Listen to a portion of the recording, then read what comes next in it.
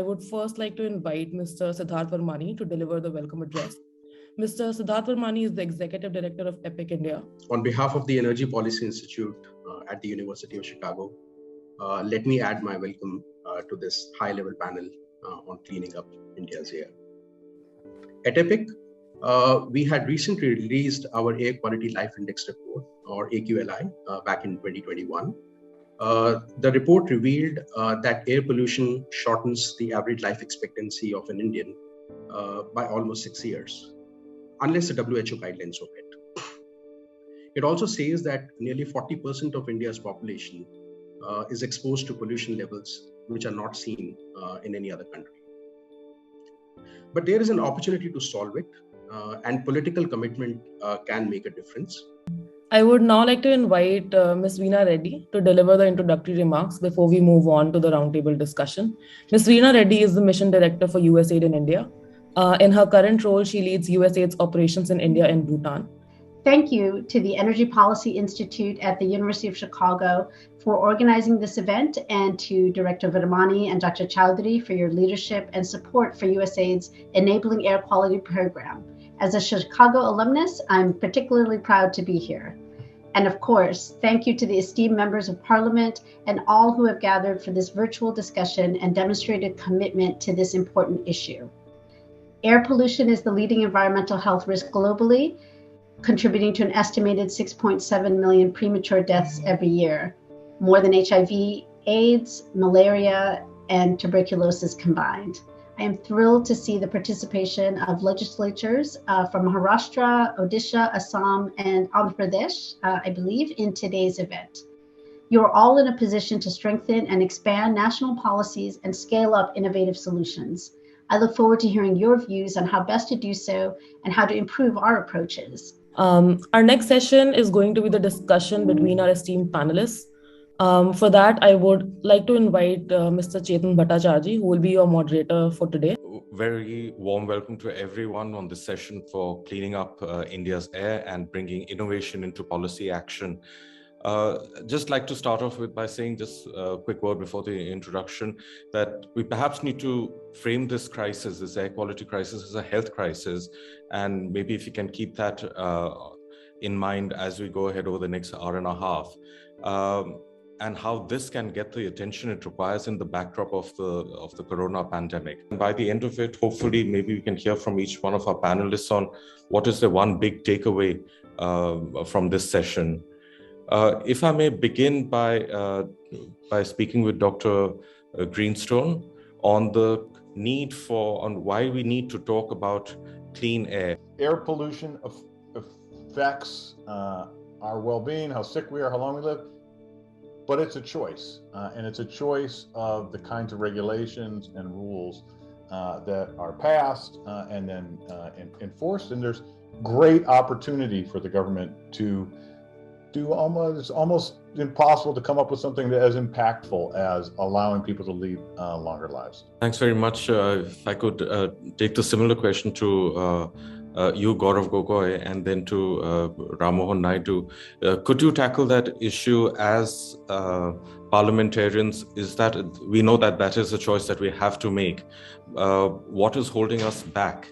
Air pollution is competing for resources, is competing for attention with other health issues which are equally important. Whether it's water pollution, whether it is landslides, whether it's climate change. So I think, therefore we have to shift the frame when it comes to an Indian context, that how can India effectively fight multiple wars on multiple fronts? And there will be certain common issues that we will face. And one common issue that we face is just the capacity of our governments to deliver. And the takeaway that has emerged in my understanding of this issue, and I've been with this issue since 2015, is that how to elevate the issue of air pollution in states where this issue is not at the foremost and other health issues dominate. And secondly, how do we monitor all the data. There are multiple standards, there are multiple monitors. There's not a real-time monitoring sense. So how does India improve monitoring of air pollution data? And thirdly, as it was said in the beginning, that there have been certain initiatives taken, whether it's NCAP, whether it's the Clean Air Quality Commission, or the third initiative, which has not been mentioned, is the grants that have been given to the local government under 15 Finance Commission. So, these are some initial steps, but we have to ensure that these steps, do not yield the desired outcome. And here I feel Parliament and parliamentarians have a role as also as central and state governments too. At the states level, or if you go much more at the local level, the awareness that is much more needed in the common societal sense, where they feel that pollution definitely, even if it doesn't seem to be a necessary problem right in the front of the face, but it's inevitable and it's going to be there maybe tomorrow or down the road. So how do you create that awareness in the public also? That is, I think, another area where parliamentarians or elected representatives, we can create an atmosphere where there is much more learning of this problem at the local level. Dr. Patnaik, if I may bring you in here, these years of learnings and a lot of missteps, how do we create an environment amenable to policy innovations now? I'm firmly of the belief that if at all this program is going to succeed and it's a part of the sustainable development goals, we have to involve the informal institutions. We need to have, just as we are talking about common and differentiated goals and responsibilities at the global level, in India, inside states itself, we need to have that. There are some areas where the pollution is as a result of abundance, and maybe coercive measures will work. But at some level in the rural areas, mind you, 70% of India, or let's say 65% of India lives in rural areas. And that's where the attempt has to be made. On a national level, environment and the challenges and way forward needs to become a political issue. Till it does not become a part of our politics or a part of our governance model or manifestos, etc., till then, people of this country would continue to look at it as the second biggest challenge. The first challenge being terrorism, national security, etc. But bigger challenge is if we do not have, I would say, breathable air, we would not have an environment, we would not have our forests to sustain us and sustain the development that we're talking about. So yes, grassroots innovation is something that is important. Air quality trackers, even creating urban infrastructure which is green, introducing tax breaks for that particular, to incentivize. I think that can happen at local bodies.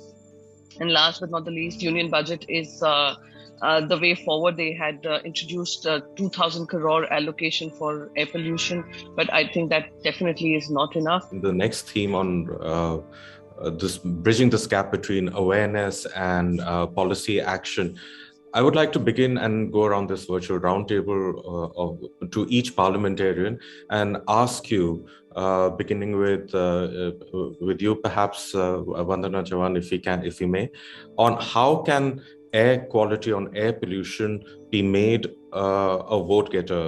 I think the first issue that we need to realize is that the awareness amongst people is absolutely low. And therefore, creating awareness amongst the people, and as you began the discussion by saying that this is not just an air pollution issue, it is a health crisis. I think there needs to be massive capacity building amongst the administration, the officers, and not only the officers, all the elected representatives, the decision makers at all levels. It's not just the parliamentarians, even at the state level, the MLAs, the MLCs, and more so at the local level, the local self-governments. It could be the municipal corporation, the panchayat samitis, the gram panchayats. There, unfortunately, this is not being talked about at all. And therefore, till we don't realize that air pollution is a health crisis or a health issue, people will not realize its intensity. People admire initiative and innovation. And if they hear a public leader talking about the issues of tomorrow and who's able to communicate effectively about the dangers, I think over time people latch on to the fact that what the party or the government or what the legislature is saying, out of the four major sources of air pollution, there's construction which needs top down, there's vehicular which needs top down, power and coal emissions need top down, and these are the big ones. So we have to think about what we can do, and we have to engage with the private sector as well.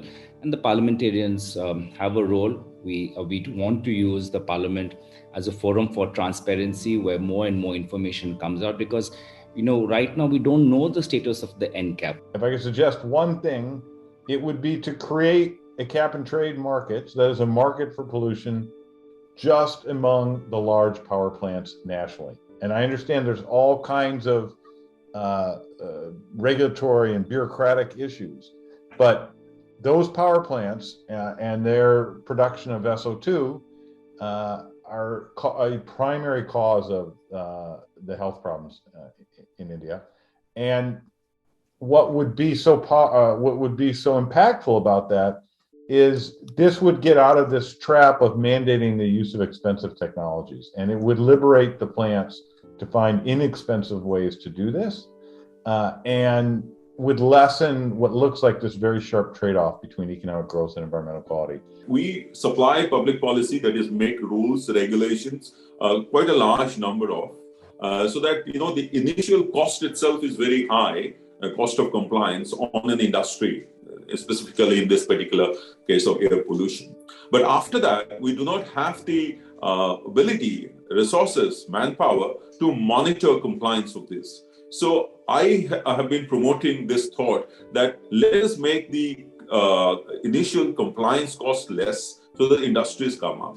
But after that, use technology to very stringently monitor the implementation of these rules and regulations and the penalties. Currently, I think that's why I said these are too less. This is the misalignment of incentives and disincentives. So we probably need to have very, very upfront, if the harm, link it to the harm. And if it is very high, therefore the penalty should be very, very high. To wrap up, just a couple of learnings, at least for me, and I hope for others also, that there is a big demand for awareness and awareness at the grassroots level. And there is also a big demand for data, both on emissions and health. And now there are a pile of, really a ton of reports and data that we get on a daily basis. The message over here is that data and those reports need to be in simpler terms, something that is accessible to at the grassroots levels. And I think one of the most valuable points is what Priyanka Chaturvedi made on phrasing this as a fear and hope issue for voters, of course, but also I have to say that for our own circles, there is also the need for top-down action, for compliance, for enforcement, especially on the big polluters, power sector, construction. But we also have to remember that there's an economic cost where jobs are on the line, economic growth is on the line. And that transition needs greater focus, some kind of an urgency which we need to start displaying from now. Thank you, Chetan. Thank you to all of the esteemed panelists for this very enriching discussion. In the interest of time, I would now like to quickly invite Dr. Anant Sudarshan to deliver the concluding remarks. So I think the three things that came to my mind, which I just sort of want to leave you with these thoughts is, one thing to this question of how we communicate, awareness about air pollution and get people involved with this as policy. I think one challenge with pollution is that often the way policy is framed and we talk about it is in technical terms that are devoid from the actual motivation for doing anything. The second kind of point that kind of jumped out at me is many of the conversations that the panelists were having and the suggestions coming from all of you, working across states, thinking about informal institutions, cooperative decision-making. We do have an institutional structure in India in the form of the Central Pollution Control Boards and the State Pollution Control Boards. How can or should legislatures work with these institutions to make some of these things that you've talked about, becoming a reality. Now, air is a concurrent subject, and so there's this question, for example, of when we think about cooperative work across states or set up institutional structures to work across states. To what degree is the Central Pollution Control Board, the Ministry of Environment, able to overcome siloed decision making that are just within the states? To what degree are the state pollution control boards able to do more than just regulate industry? We see more and more that that's only one source of pollution, but it's an enormous focus of regulation, probably out of proportion with the number of sources that actually cause. And finally, I think the NCAP raises an interesting challenge for all of us. The NCAP is not enough money to solve the air pollution problem at the city level. It is enough money to pilot and test innovation. And so I think one question is, how can NCAP funds be used to test new ideas, to copy ideas that worked in one place and try them out in another place? Because it's not enough to sort of, it could play a huge role in discovering the innovation that we're talking about here. It's probably just a drop in the ocean if that money were to just be spent by cities in implementation of whatever's going on already. Then it's probably not enough money to actually move the needle. So again, I think one question that arises is sort of how can legislatures engage with the amount of innovation that is happening via NCAP funds.